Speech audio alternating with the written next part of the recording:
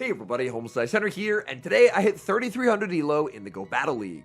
To celebrate this accomplishment, I asked you, my viewers, to send me your worst Love Cup team suggestions. Now some trainers sent Pokemon that were still pretty playable. Other trainers sent in some absolutely atrocious Pokemon. So this video is definitely going to be a fun one. Now, I'm going to do my best to win with every team. I know that's not going to be possible for every team, but we'll see just how many wins we can get with my viewers' worst Love Cup teams. So without further ado, let's hop into the matches. And in game number 1, we're off to a pretty rough start, leading Cloth into Trash Wormadam.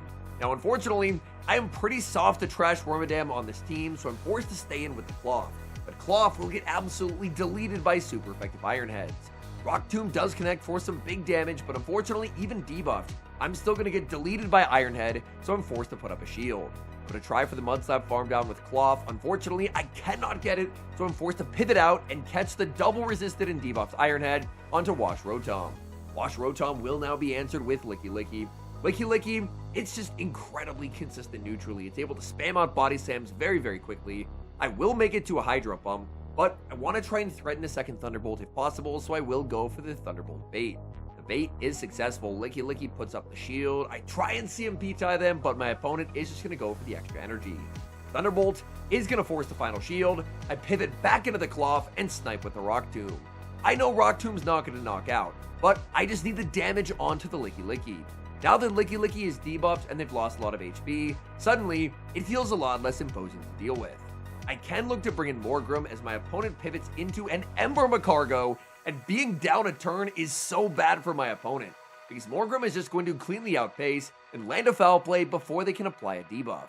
Now I'm very comfortable shielding up the Morgrem, and because they chose to run Ember, they just don't have any fast move damage. If this was Incinerate Macargo, I would have taken huge damage, but with Ember, I'm basically still at full HP. My opponent still does have that Licky Licky. I switch into Rotom, and I'm able to get the catch on what should be a Body Slam. My opponent's always going to make a second Body Slam into the Morgrem, but as long as I caught the first one, I'm just simply not going to get knocked out here. My opponent is going to send in Wormadam. They get farmed down. Back in comes Licky Licky. They get farmed down as well, and that is a good game.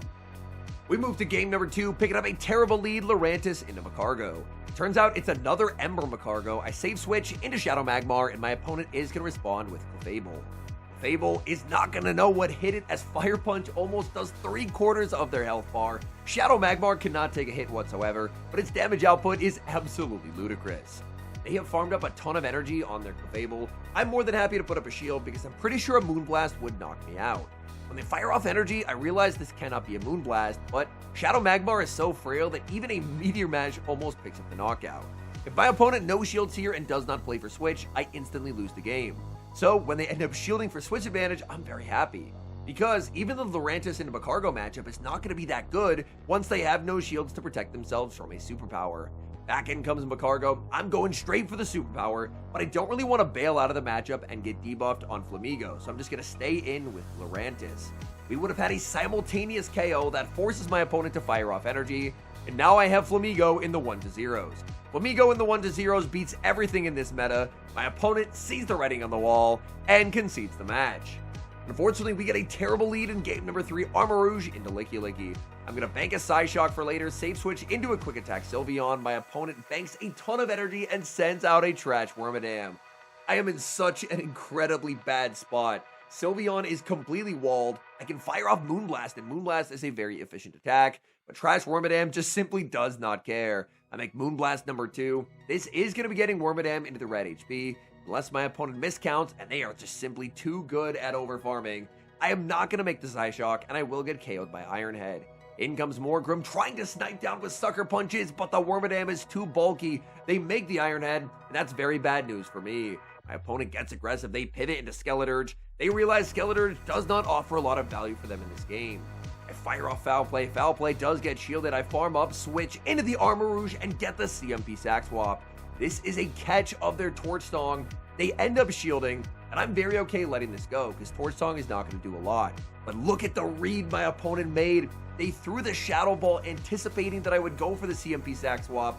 That is such a high level play from my opponent, and that just wins them the game on the spot. What an unbelievably good play.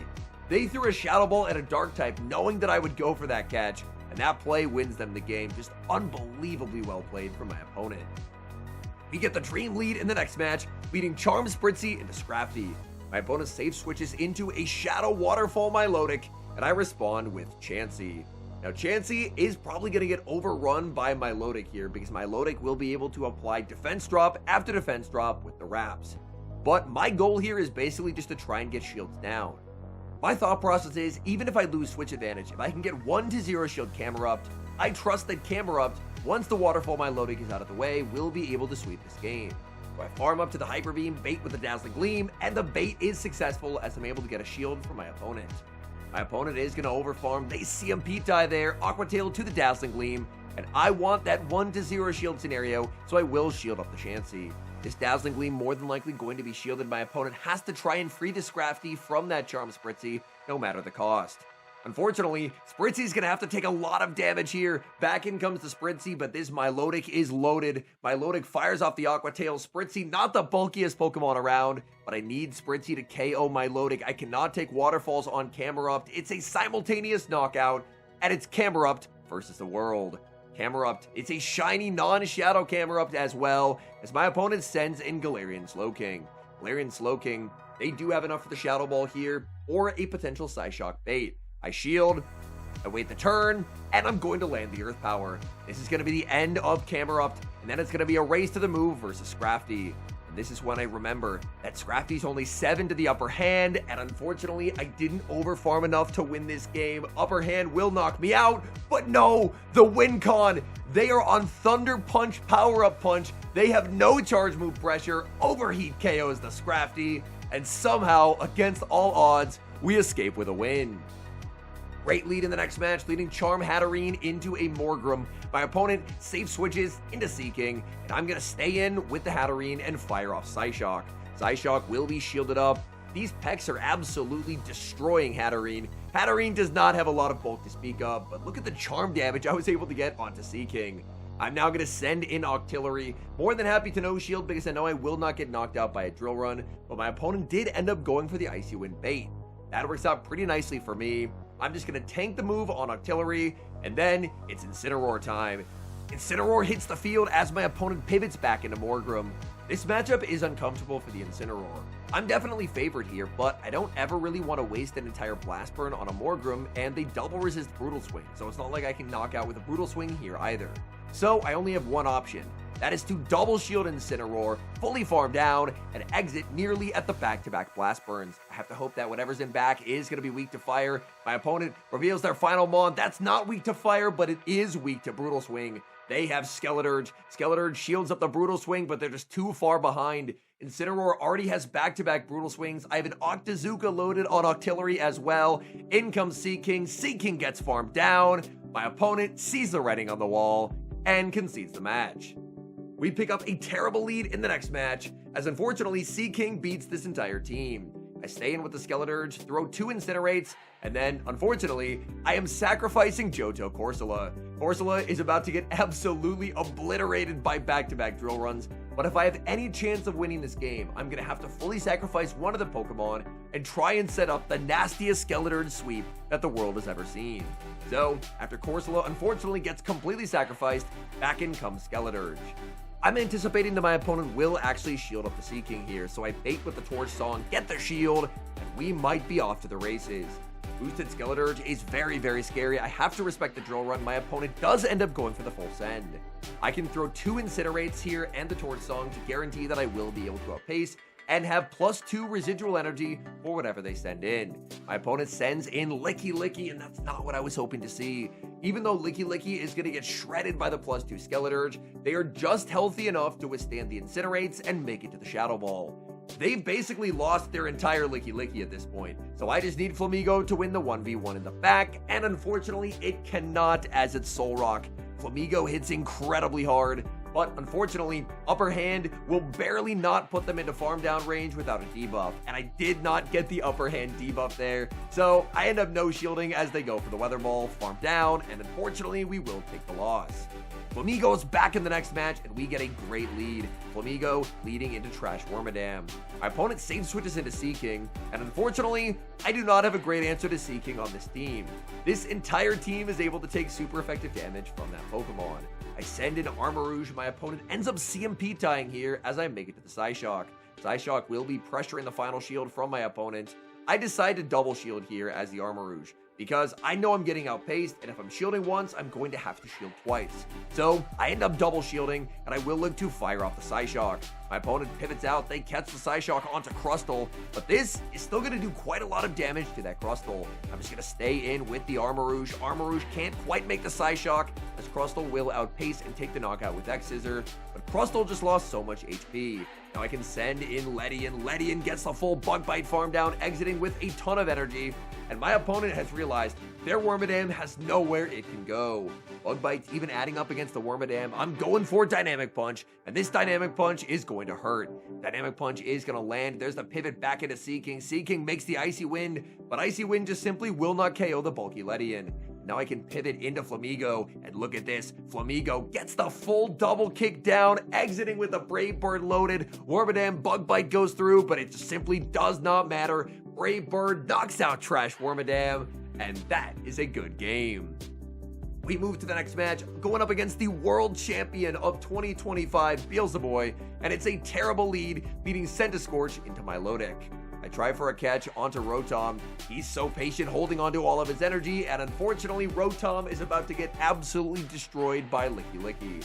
So far, he has a team that just completely shuts down Centiskorch. There's nowhere Centiskorch can go into Milotic and Licky Licky, so I'm definitely on the back foot here. Shadow Ball will take the knockout. I send it to Centiskorch, hoping against hope that Lunge will be able to secure the knockout. Lunge lands, Licky Licky survives. It's just too bulky, and unfortunately for me, that means he's gonna get to land a Body Slam. I know that Milotic has so much energy, and I kind of just have to sack the Centiskorch here and hope that somehow Pawniard can sweep. But this is my final Pokemon, and that means that he can go for the smart play, which is go for the Wrap. I have no way of resetting my defense drop, so he goes for the Wrap, sends in Shadow Scizor, and unfortunately, I'm just getting farmed down. GG's to Beelzeboy, as I do concede the match. We move to the next game, picking up a pretty okay lead, leading Morgrem into an Ember Macargo. The more Macargos that I see, the more I think that Ember cannot possibly be the play.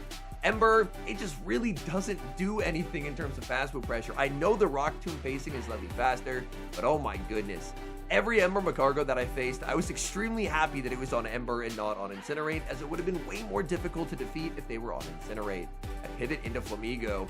My opponent debuffs me, sends in Clefable, but they must not know. Flamigo, even at -1, is an absolute terror. Look at the damage. Clefable gets absolutely destroyed. Flamigo puts up the shield on the Meteor Mash, gonna fire off the Upper Hand, and Upper Hand is going to be disposing of that Clefable unless they put up the shield. They do not put up the shield. I'm gonna hard pivot into the Corsola no matter what they bring in here. My opponent waits down the timer, but no, they send in Medicham, and this is very bad. My only hope is that my opponent doesn't know that I basically can't do any damage here, and they shield the Bubble Beam. But it appears they know better. The debuff will be very helpful to ensure that I can survive a Dynamic Punch, but I really would have liked to get the shield. Dynamic lands onto Corsola. I undertap the Bubble Beam. I'm just looking for whatever damage I can get, and to my shock, my opponent puts up the shield. Maybe there's actually a chance. They overfarm, they end up catching on Macargo, and I go for an undercharge. Because I need farm on Flamigo, I need to exit with the Brave Bird, but I don't. Upper Hand will still be very good damage into the Medicham, but exiting with the Brave Bird would have been a guaranteed win. Upper Hand lands onto the Medicham. It's a charge attack priority tie, and this Medicham, off of basically entirely resisted damage from this Flamigo and Bubble Beams from the Corsola, is now deep into the red HP. I send in the Corsola, the bubbles adding up. Medicham fires off energy here, but they just can't be at the back-to-back. They go for the Ice Punch. I snipe down with Morgrem, and somehow, against all odds, we escape with a win. Hopping to the final match, picking up a terrible lead, leading Parasect into Clefable. I have Galarian, Slowking, and Chansey in the back. My chat really wanted me to use Chansey, so unfortunately Chansey ended up on quite a few teams. I'm not running cross poison, which means I have one win con, full sending the solar beam that takes the knockout as in comes Licky Licky. Now my best wall to Licky Licky energy will be to send in my own bulky normal type, and that is Chansey. My opponent accidentally overfarms over 100 energy there, farming to 104 before they go for the body slam, but that body slam just does nothing to Chansey. Chansey is the true OGL nightmare, the unkillable egg. It has the worst moveset ever, but its stats are so strong that it just simply does not matter. Chansey taking body slam after body slam. There's a real chance this game might go to timeout as they continually chip away. I'm going to farm up, bait with the Dazzling Gleam, anticipating my opponent will have to respect the same type attack bonus, Hyper Beam. Body Slam is going to land once again. Here's the bait. Really hoping for a shield here from my opponent. Dazzling Gleam, they didn't buy it. They do not put up the shield, and that is pretty unfortunate. I have lost a lot of HP from this Chansey. At this point, I'm pretty sure my opponent's probably landed like 10 body slams or so, and Chansey just simply does not care. I'm really hoping to try and farm this into a range where I can knock them out with Dazzling Gleam. This should be pretty close to Dazzling Gleam range. I end up CMP tying once again, but I'm a Chansey. I'm just simply not getting knocked out by the body slam. I fire off the Dazzling Gleam, really needing this to secure the knockout. Dazzling Gleam lands. I pivot into Slow King. They reveal their final Pokemon is a Shadow Latias. This is an incredibly cool pick, but unfortunately for them, they're in quite a lot of trouble. Latias and Slow King have the exact same pacing, but that's pacing for Latias to get to Aura Sphere, which is double resisted. My Psyshock is only single resisted, and with the acid damage and the 2 shield, I can just win it straight Psyshock. So my opponent is in quite a bit of trouble. Even though it's even pacing, they need to make it all the way up to a Mist Ball if they want the KO. Either that or they need the catch. So when I get the Psyshock, I just pivot into Chansey. They try for the catch. Back in comes Latias. Latias hoping for a farm down, but you're never farming down Chansey. The unkillable egg makes the Dazzling Gleam, KOing Shadow Latias, and that is a good game. All in all, I did have quite a lot of fun getting to run these viewer-suggested teams. Some viewers ended up giving me some pretty playable Pokemon to work with. Like, I did end up having a lot of fun getting to run Pokemon like Flamigo. Flamigo was recently whitelisted for this meta, and honestly, I think Flamigo is probably way better than I ever gave it credit for now that it has been unbanned. That double kick, upper hand, and Brave Bird coverage gets to those moves very quickly. The upper hand and Brave Bird hit like an absolute truck. I feel like it was a pretty consistent theme, that if Flamigo was on my team, odds are I was probably winning with it. Unfortunately, another theme was I'm pretty sure that I went at least 2 for 3 when Chansey was on my team. So Chansey, unfortunately, did end up resulting in quite a few wins as well. The bulk of Chansey just really ended up being very valuable in certain situations, like absorbing energy from Milotic, or in that end game there, absorbing energy from the Licky Licky. I'll have to go back and count how many body slams I tanked from that Licky Licky, but surely it has to be at least 10, because they just kept throwing body slam after body slam, and man, Chansey just simply did not care. Anyways, thank you guys so much for watching. If you enjoyed watching today's video, please do support the channel and leave a like on the video, and subscribe to the channel if you haven't. And an extra special thank you as always to our channel members here on YouTube. The support you guys provide is genuinely so appreciated. Thank you guys, oh so very much. And until next time, I've been HomeSliceHenry.